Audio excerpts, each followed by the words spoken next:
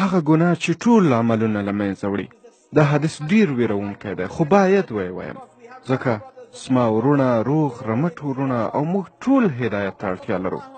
رسول الله صلی الله علیه وسلم دا حدیث بیان کړی چې راوی هم ثوبان رضی الله تعالی عنه دی. هغه فرمایي زه مې له خپل امت څخه داسې خلک پیژنم د مسلمانانو له ډلې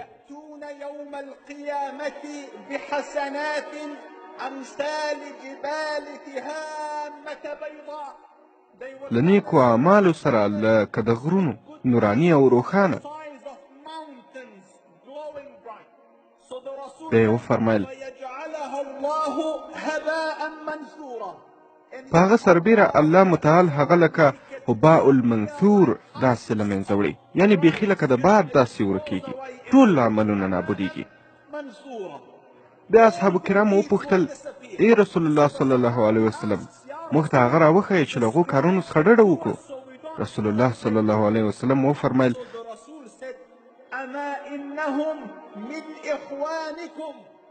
هغه ستاسې له ورونو څخه دي،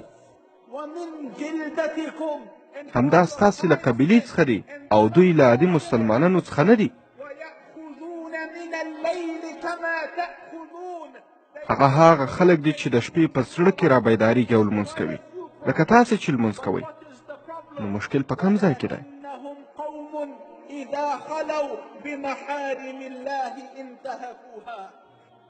خو هغه کسان دي چې په خلوت کې د الله له حدونو څخه تیری کوي.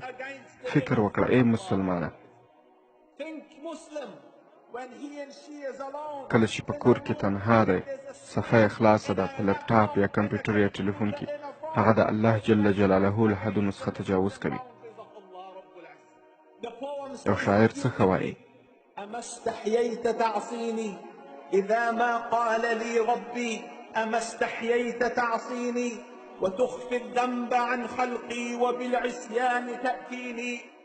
که پروردګار راڅخه پوښتنه وکړي آیا له ما نه شرمېږي؟ آیا زما په نافرمانۍ کې د شرم نه درلود؟ او تا د ګناه زما له مخلوقه پټوله او له ګناه سره ماته رالی؟ ته له یوې پښې څخه چې په دروازه راننوتله ډارېدلې، خو له ما نه وېرېدې چې ما په همدې حال کې لیدلې. واوره ای مسلمانه، باید دا موضوع روښانه کړم. که په تنهایي کې د کومې ګناه مرتکب شوې د کمزورۍ یا خطا له وجې او په هیره کې وي چې الله جل جلاله د مقابل نه دی، نو دا یوه وړه ګناه ده. خو که ته ګناه کوې په داسې حال کې چې پوهېږې پروردګار دې ویني او بیا یې هم پروا نه لري او په هغه نور هم تکیه کوي، نو ته په رښتیا هم د خدای پر وړاندې شجاعت ښیې.